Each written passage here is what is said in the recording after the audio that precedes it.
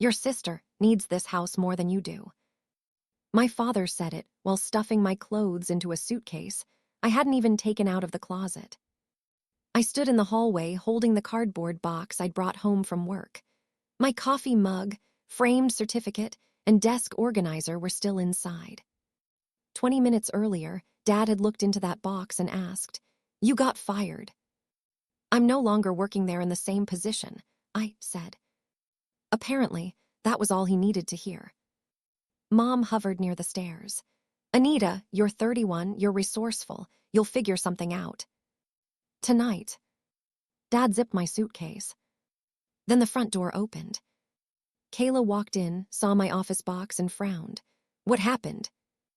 "She lost her job," Mom said. My sister's eyes widened. Not with concern. "Wait, who's going to pay my car loan now?" I stared at her. For years, I had paid for groceries when Mom came up short. I'd replaced the broken water heater. I'd covered property tax shortfalls and made several payments on the luxury car Kayla couldn't afford.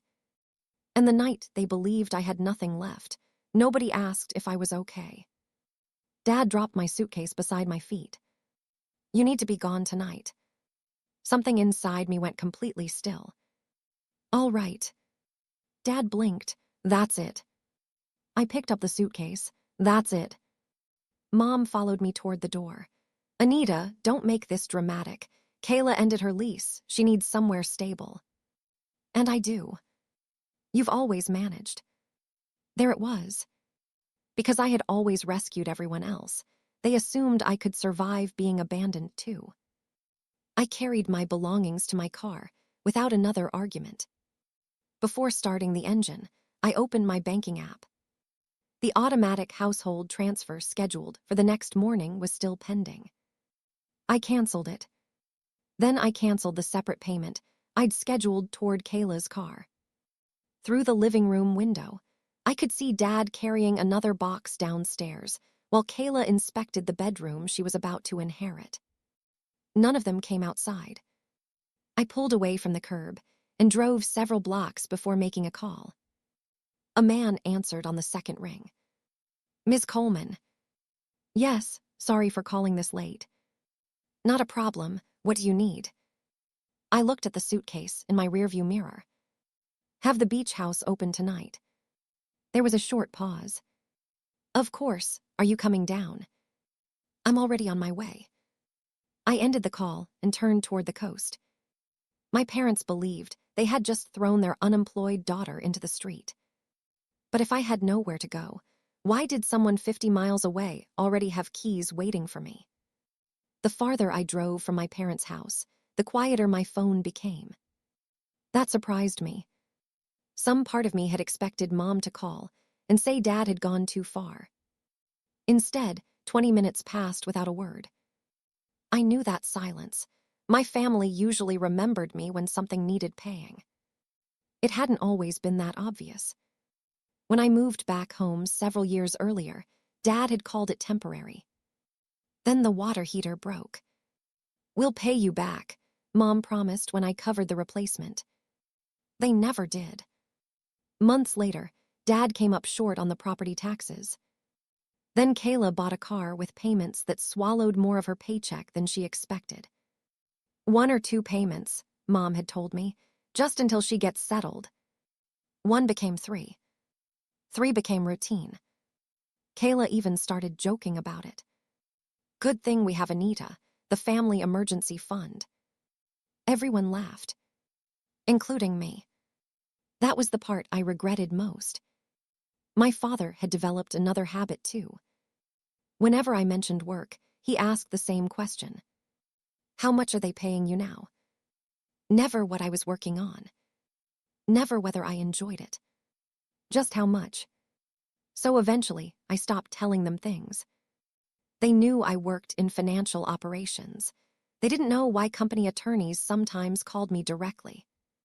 They knew I traveled for business. They never asked why some of those meetings included investors and senior executives. And they definitely didn't know where I was driving that night. Near midnight, I reached the coast. The road curved past dark dunes before a two-story beach house appeared ahead, its porch lights glowing against the water. A man was waiting beside the gate. He smiled as I stepped from the car. "Welcome home, Miss Coleman." He handed me the keys. I had barely carried my suitcase inside when my phone vibrated. "Mom, Kayla's car payment is due Friday. Don't forget." No apology. No question about where I was sleeping. Just another bill. I typed 4 words. "I won't be paying it." My phone rang almost immediately. "Kayla." "Anita, what do you mean you're not paying it?" "I mean exactly that. You can't just stop. You asked who would pay your car loan." I walked toward the windows, overlooking the dark ocean. "Now you know the answer. Mom said you're just angry because Dad made you leave." "No, Kayla, Dad made his decision. I'm making mine." I ended the call and switched off my phone. The next morning, I sat at the kitchen island with coffee and called my accountant. "There are several recurring payments connected to my family," I said. "Yes. Household transfer, utilities assistance, and the payments for Kayla." "I have them." I looked around the beach house my family didn't know belonged to me. "And all of them." By Friday morning, Kayla's lender was calling her. By Saturday, Mom had discovered the household transfer wasn't coming either. Dad's response wasn't an apology. It was anger. I learned that at my aunt's birthday, gathering the following weekend. I had barely walked into the backyard when Kayla raised her voice loudly enough for half the family to hear. "Well, look who decided to show up." Several heads turned. Mom murmured, "Kayla, please." But Kayla wasn't finished. She loses her job, disappears, and suddenly decides everyone else should suffer too. I set down the gift I was carrying. Everyone else. My car payment bounced. "Your car payment." Dad stepped forward. "Anita, this vindictive behavior needs to stop." I looked at him. "You packed my belongings the night you thought I lost my income." Mom immediately cut in. "That's not what happened. We asked you to start being more responsible because Kayla needed somewhere to stay." A few relatives exchanged uncomfortable looks. Before I could respond, Uncle Raymond spoke from beside the grill. "Actually, Anita, I thought I saw you near Seabrook Point Wednesday." Kayla laughed. "Doing what? Sleeping in her car?" "No," he said, "coming out of that big house near the dunes." The backyard went quiet. Another relative frowned. "The one with the wraparound deck." Uncle Raymond nodded. "I saw that property online last year," she said. "That place is worth a fortune." Suddenly, everyone was looking at me. Dad's expression hardened. "Whose house is it?" I picked up a glass of water. "That isn't something we need to discuss here." Kayla gave a short laugh. "Oh, please, are you house-sitting for somebody?" I said nothing. Her smile disappeared. "Wait, is there some man paying for it?" "Kayla, or did you inherit money nobody knows about?" Dad stepped closer. "Anita, answer the question." Kayla folded her arms. "So you've been hiding money while Mom and Dad are struggling. You told everyone you lost your job." "I told you my position ended." "That means you're unemployed." "No, that's what all of you decided it meant." Dad stared at me. "Then whose beach house is it?" I could have walked away. Instead, I looked directly at him. "Mine." Nobody spoke. Kayla's arms slowly dropped. Mom blinked. "What?" "The beach house belongs to me." Dad's face changed. The anger was still there, but now something else sat underneath it. Confusion. He lowered his voice. "What else haven't you told us?" 3 weeks after the birthday gathering, Dad called me at 7:12 in the morning. Not to apologize. "Anita, we've got a problem." I put my coffee down. "What happened?" "A pipe burst behind the upstairs bathroom wall. There's water damage in the hallway, and part of the ceiling has to come out." I'm sorry to hear that. We'll need somewhere to stay while the repairs are done. There was a pause. Then he said, we'll use the beach house. Not asterisk, can we? Not would that be okay? We will. No. Dad went silent. What do you mean, no? I mean you're not moving into my house. His voice hardened. Family property should help family. I almost laughed. You threw me out because you thought I couldn't help you anymore. That was different. How? He had no answer. Their situation had already changed since I stopped paying their expenses. Mom had cut several household costs. Kayla was scrambling to keep her car after missing payments. Now the repair bill had removed what little breathing room they had left. Dad finally said, we'll discuss this in person. I've already answered you. 4 days later, 3 cars pulled into my driveway while I was hosting a small strategy meeting. Dad stepped out first. Mom followed. Then Kayla. I walked onto the porch. What are you doing here? We came to talk, Mom said. Dad glanced past me through the open doors. Several people were sitting around the dining table with laptops and documents. One of them looked up. Anita, should we pause the meeting? Dad frowned. He recognized him. Don't you work for Anita's old company?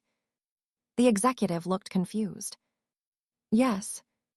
Dad turned toward me. Then why is he here? I didn't answer. Dad walked farther inside before I could stop him. His eyes landed on the documents spread across the table. My name appeared repeatedly, but not beside my old job title. Dad picked up one page. What is this? At that moment, another car arrived.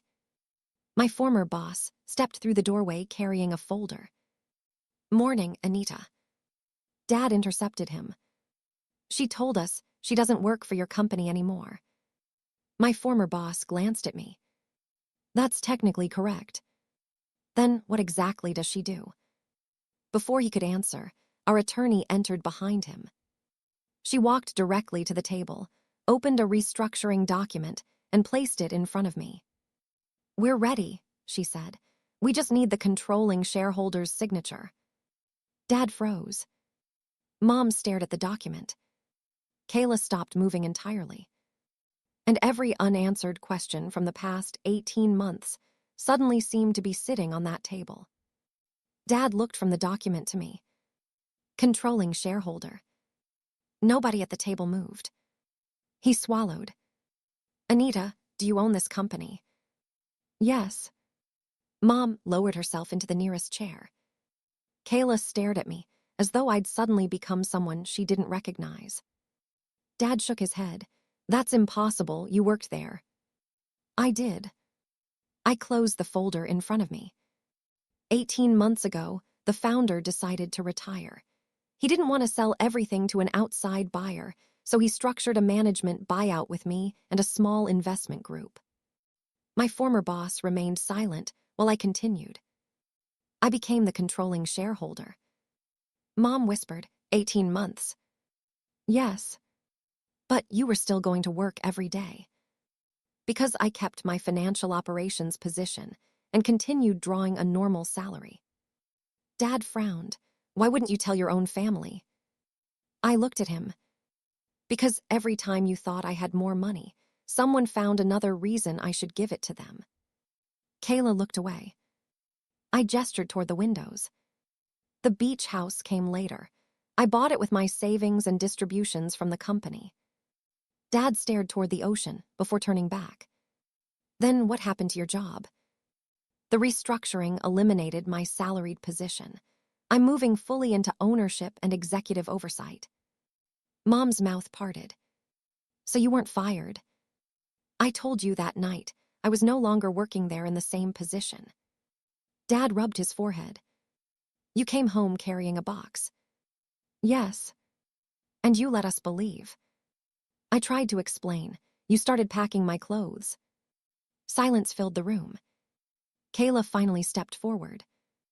Okay, this whole thing has obviously been a misunderstanding. I looked at her. She forced a nervous smile. Nobody actually wanted you homeless. You walked through the door and asked who was going to pay your car loan. Her smile disappeared. That came out wrong. It came out exactly the way you meant it. Dad straightened. I was trying to teach you independence. I slowly looked around the house. The ocean beyond the windows, the documents on the table, the executives waiting for my signature. Then I looked back at him. I was independent. I paused. You just didn't know it. Dad said nothing. Mom finally asked, so what happens now? My financial arrangements with the family stay canceled. Kayla's head snapped up. Anita, you'll handle your own car payment. I turned to Mom and Dad. There will be no automatic household transfers anymore. If there is a genuine emergency, you can ask me. I'll decide whether and how I help. Dad glanced around the house. And while our place is being repaired, you're not staying here. His jaw tightened. But this time, he couldn't order me out.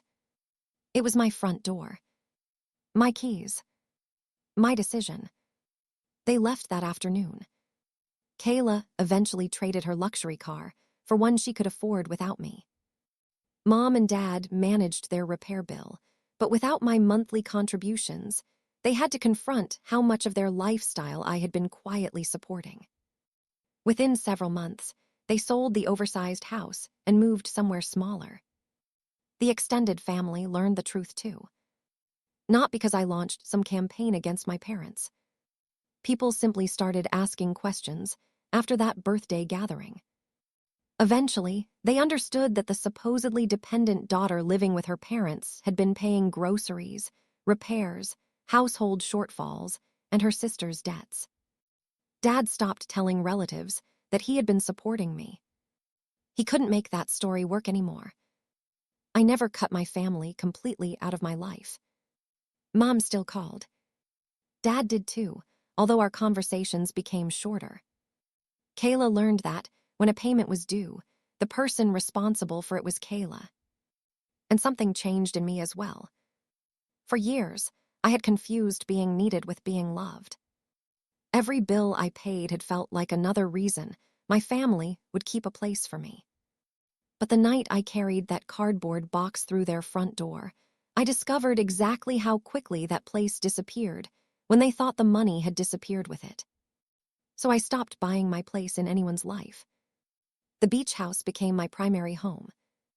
I ran company meetings there occasionally, worked from the room overlooking the water, and built a life where my value wasn't measured by which family expense I could cover next. Months later, I stood on that same porch one evening watching the sun drop over the ocean. My phone rang. Mom. I answered. Hi, Mom. Hi, Anita. I was just calling to see how you're doing. For once, no request followed. No bill. No emergency. Just a conversation. And if that was going to be the beginning of something healthier, I was willing to see where it went. But the boundaries stayed.